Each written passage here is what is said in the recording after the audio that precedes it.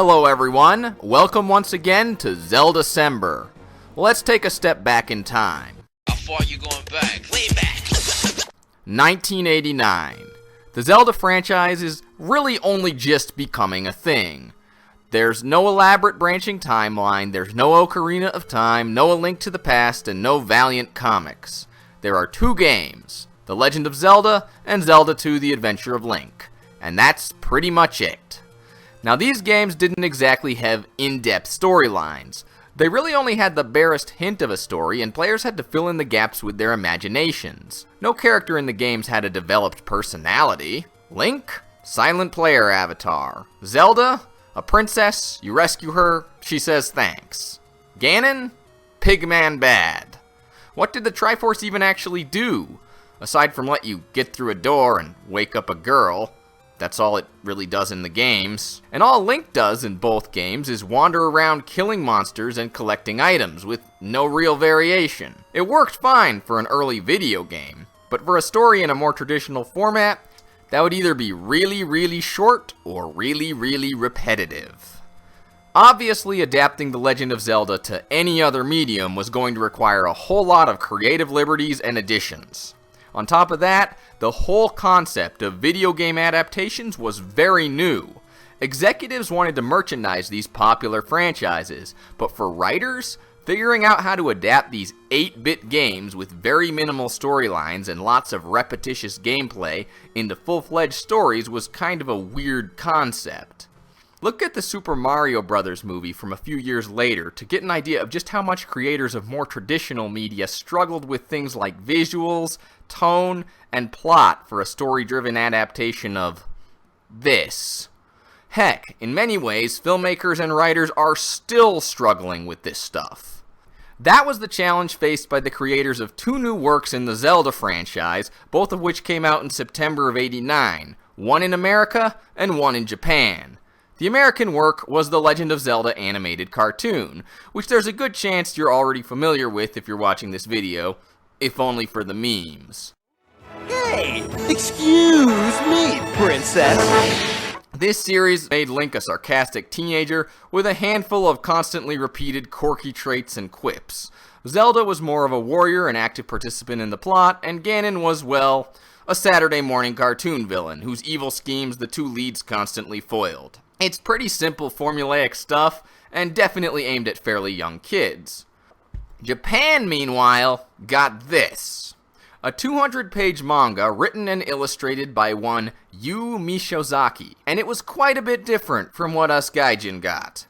It was much darker, more mature, more epic in scope, and it added to and diverted from the source material in ways that might seem very strange to people who are familiar with current Zelda canon. Of course, current Zelda canon didn't exist back then. Zelda canon barely existed at all. One thing you'll notice extremely quickly is that there are elves, and Link is a half-elf. I mean, it sorta makes sense. Link's sprites in both games had clearly pointed ears. Some other characters did, but not every character. Zelda's sprite didn't seem to. Mishouzaki apparently took a look at this and said, alright, there are elves and there are humans in this world. Link's kinda elfy. Zelda isn't. Of course, the later canon would establish that Hylians just be like that, and Zelda would get some of the pointiest ears of anyone. But in this manga, we've got elves. And with elves, of course, comes anti-elf racism. Yeah, not only is that a thing in this manga, it's actually an important plot point. Zelda's mom, who's also named Zelda, that's one part of the game canon the manga sticks to, has a forbidden affair with an elf man named Rune, and they have a secret illegitimate child named Link. Link is Zelda's half-brother, unbeknownst to him, in this, so that's another thing that sets this apart from any other Legend of Zelda continuity. It also makes it a little awkward when Link has a bit of a crush on Zelda. I guess Mishouzaki figured that if it was okay for Star Wars, it was okay here. So that's how it is in their family. Although, of course, in Star Wars it wasn't initially planned that way. At least in this they never make out. Anyway, Zelda the Elder's forbidden dalliance with an elf man also causes her connection to the Triforce to weaken. Apparently, even the Triforce has politically incorrect opinions about elves. Does that mean that you have a specific inclination against interracial relationships? Yeah, I don't think it's something that should be promoted. I don't think it's... Okay, all right. Let's go ahead. Let's just go on to the next topic. Her connection to the Triforce weakening releases Ganon from the darkest pit of hell he presumably inhabits in this manga, and he immediately starts terrorizing the world. I'm starting to think maybe the anti-elf racists had a point. Elfman has nearly doomed the world because he couldn't keep it in his pants. Also, potentially cucked the current king, although that's somewhat open to interpretation. Link is actually older than Zelda, even though he looks younger, because elves age slower. There's a time skip between Zelda the Elder's affair and the rest of the manga, and there's no indication she was involved with Zelda the Younger's dad yet, although she would have to have met him awfully quickly, since I don't think Link is supposed to be that much older than Zelda. I'm also not sure how a royal pregnancy like that was kept almost completely secret. But regardless, Rune made a right mess of things. Now let's talk about Ganon. This may be my favorite depiction of Ganon ever.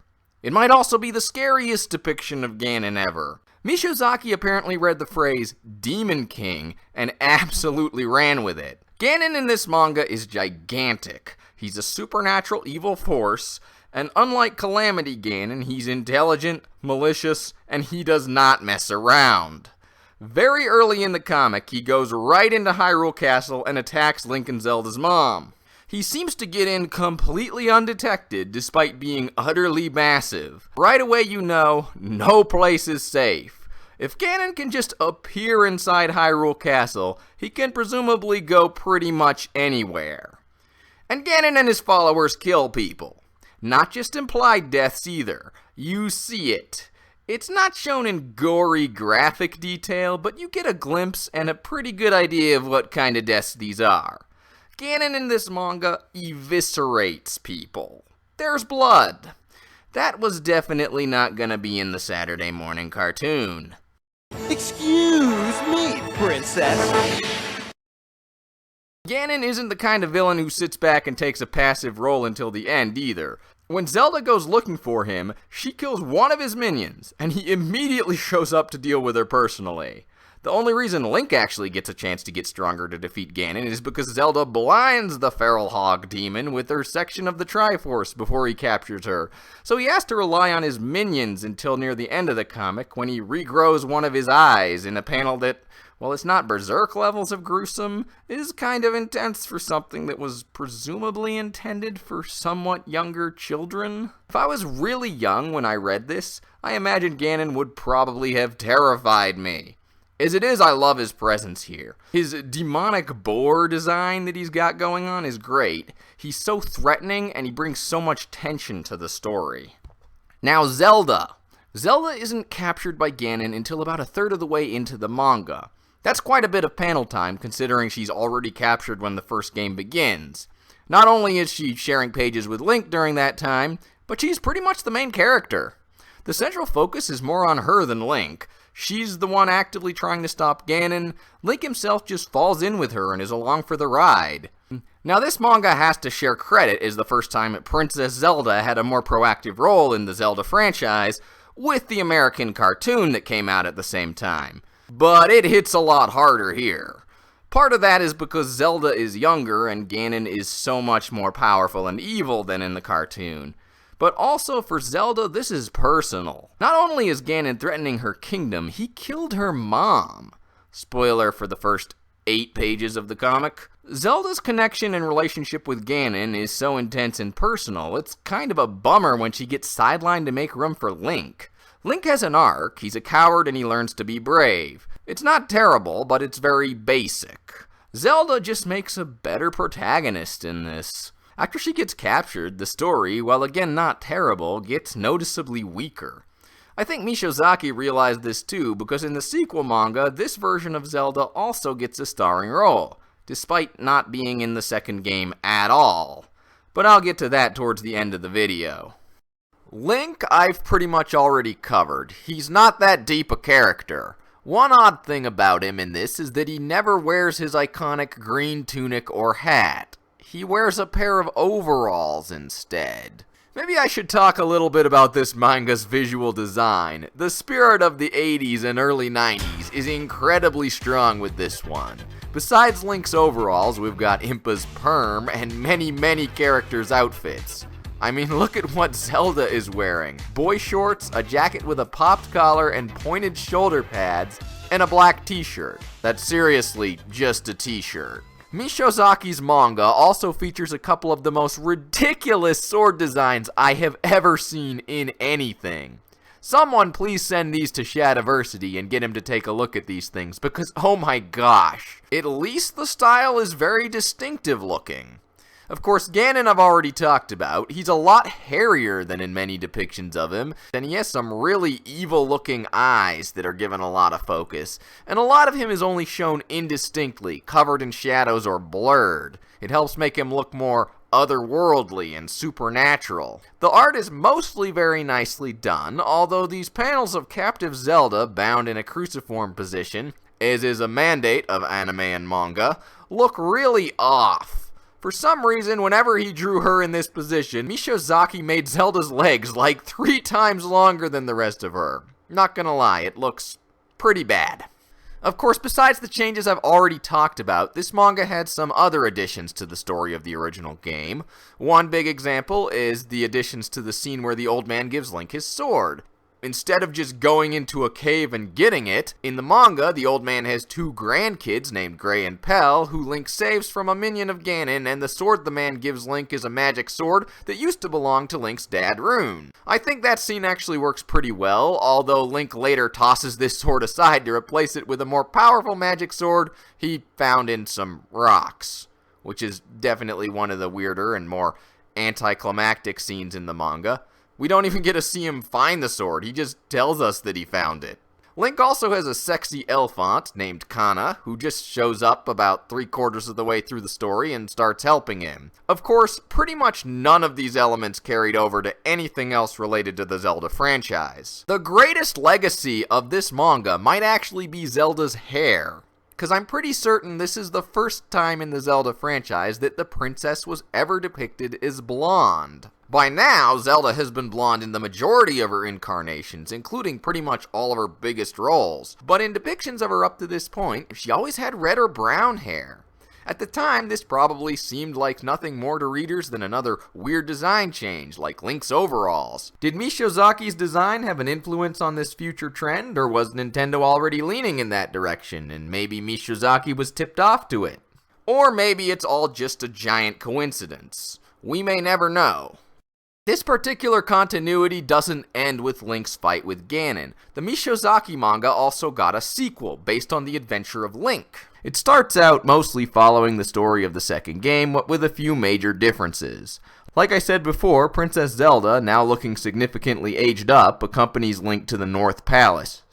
Northern Castle? Instead of ancient Zelda being a sleeping body, she appears to them as an apparition and explains that Ganon wasn't actually killed in the previous volume, and that he and she are sealed away together, and that his servants are trying to bring him back. And Link's shadow is foreshadowed as more of a full-blown antagonist, instead of just showing up at the very end to give our hero something to fight. All in all, it gets off to a pretty promising start. It's a shame I could only read less than 1/4 of the way through the thing. You see, Mishouzaki's manga never received an official English translation. Scans of the Japanese version were originally uploaded to a website called Kasudo. Those scans were translated into English by a fan translator going by the internet handle of Glitterberry, and her translations seem to be the only version that's available on the internet. But unfortunately, her translation of the Adventure of Link manga is incomplete. Only 45 pages exist on her website. Presumably the manga is about the same length as the original one, meaning that only about 1/4 of it is available. The last time it was updated was in 2011, so I think it's safe to say that trail is cold. The original Kasudo site where the Japanese scans were uploaded is down. However, there was another source for scans linked from Glitterberry's website, historyofhyrule.com, and although I had a little difficulty navigating that extremely early 2000s website, eventually I found the full set of scans for the Adventure of Link manga in Japanese. so I still wasn't able to properly read it, but if I can get a hold of someone who knows Japanese, I can translate the rest of it. I'll keep you updated on the progress with that little side project. There's just one question I still have left after all of this. Who the heck is Yuu Mishouzaki? Seriously, aside from him being the writer of these 2 manga volumes, there is no information available on this guy. At least I think it's a guy. But these are his only 2 writing credits, which I was definitely not expecting. His work certainly looks like he has some experience as an artist, but there aren't any other published works to his name. Did Nintendo really hand over writing duty for an adaptation of one of their biggest franchises to a complete unknown? Or is there some other explanation? Maybe Yuu Mishouzaki is a pseudonym and he's published other work under a different name, but used this one because he didn't want to be associated with a video game franchise? Or maybe he's done other work, but it's so obscure, no information about it, even a title, has made it over to the English language side of the internet. Nowadays, every no-name series gets a fan translation passed around on hundreds of websites, but old manga from the 80s has generally not gotten the same attention unless it's somehow connected to a more well-known franchise. I can't say for sure because pretty much no background information was available on Mishouzaki or the manga's development on any of the sites I checked. How Mishouzaki got the rights to make this, or why, is a mystery. Again, if you have info, please share it in the comments. Is the Mishouzaki Legend of Zelda manga worth reading? In my opinion, yes. Obviously, it diverges significantly from current Zelda canon, so if that's a big hang-up for you, you might not want to bother. But as a sort of what could have been, an exploration of a different direction the series could have taken before it found its feet and got established the way it did, it's quite interesting. Also, while it has some issues, taken as its own story on its own merits, it still holds up fairly well.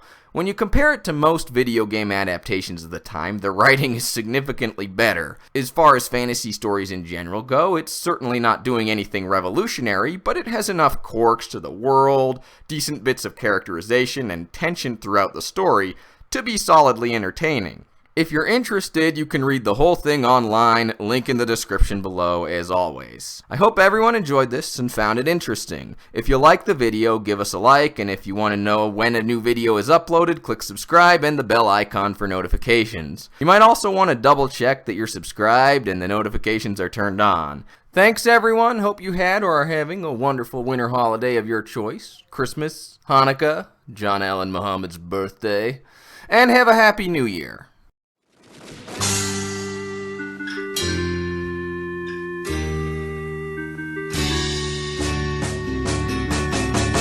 Link, er kommt to town.